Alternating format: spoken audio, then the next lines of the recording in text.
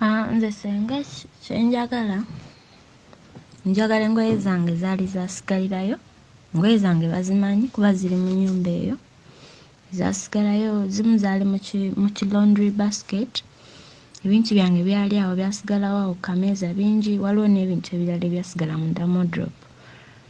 Byenjagala byokka nze sirina kintu kirala kyenjagala kubanga siri muntu wa ntalo, ebyaddala siri muntu wa ntalo, n'abantu bange bennyini si bantu ba ntalo, wabula njagala bintu byange byomu ayawukane ne munne mu mirembe. Nze saagala ntalo, bulamu bwange saagala, njagala nnyo ebintu by'eddembe kuba ndi mukazi wa mirembe.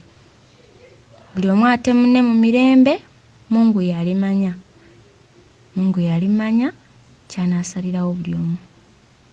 Nze just bampe ebintu byange ebyasigalirayo kubanga ebintu bye baali bampa bino ebibandeetera byali mu keesi, engoye ezo zaali mu keesi nali sizambala, nali nalekerawo zambala, ng'engoye ze nnyambala zonna zaali mu ekyo ki laundry basket, n'ebintu ebirala ebyali bisigalidde awo byonna ebyali awo ebyali kameeza n'ebyali ebyali bisigadde mu wardrobe. Byenjagala byokka, sirina kintu kyenjagala kirala. Nange sivuddeeyo mu bunyiivu ne nkugamba bwe ntyo, naye nkugambye nga byendaba kubanga nze kati ndi kuno nfolowinga buli kimu. Era mutabani tannaba kuddayo, musajja wa Katonda, sisobola. Nze ndi mu kisiibo, sisobola kuwaayiriza ate sisobola kwogera bya swakaba lwa busungu. Nze n'obukaŋŋambe n'akafaananyi ke twekubya ne mutabani, era nakajjeeyo ne nkaweereza ono brother wange kuba nze siyinza kwegaana nti simanyi Bryan White. Twekubya bulungi ekifaananyi ne tukola ki, era ku bino ebyabumwana ebyavuddeyo bano abagamba mbu simanyi biki, bo tebamanyi Bryan White, ate simanyi oli amanyi Michael, era oyo ndowooza oyo King Michael. Nawulidde era oyo omusajja amumeshoningako mu butambi bwe buno bwabwe bakola obwabwe abo abeeyita bataata Vivi, nga bagamba bukale ne wano mukwano gwange oyo King Michael, era bwe namugamba ng'ali eyo ku podium ne mugamba nti akaana naako kootadde mu luyimba muganda kange nakazaalira najja nankumbi. Ebe nayo naagenda apanga bipange buli kimu ayongerako kati obufaananyi takyatambula nabwo, alina n'eyo ndowooza awalala gye bamutadde. Sinnaba nze kwogerako ku Bryan White kibi, era n'ekifaananyi kye twekubya nkirina era nakisindikiddeko brother wange kubanga ate era abiwaffe era tebasobola kwegaana kubanga bajja babuuza Bryan White mumumanyi, nti tumumanyi, nti yali azzeeko wano, yes yajjawo baamulaba naye oyo taata we teyaliiwo.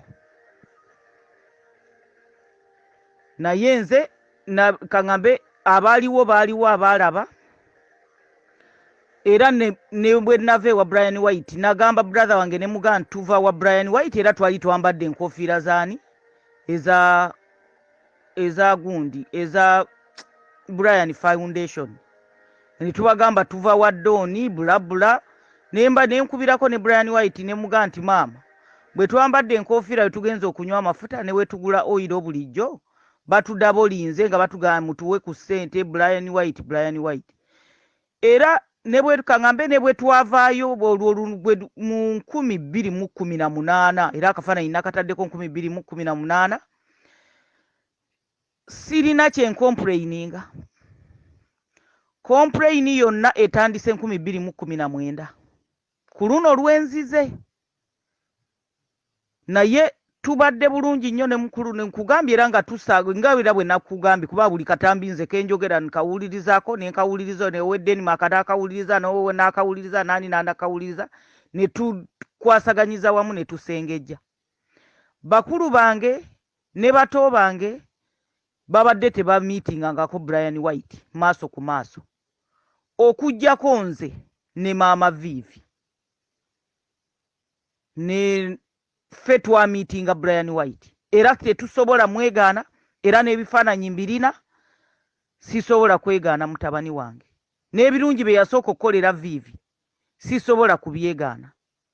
Naye entabwe weevudde ye 2019 yereese obuki obuzibu. Naye ateereese obuzibu era ffe nnyini ffe wakati waffe ffe tulina okukola ki okubumalawo.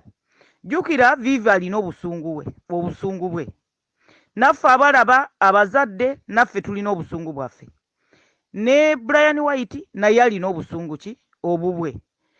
Kati ffe tukyatuula nga famire ya Vivian tusolovinge eno ku sayidi yaffe.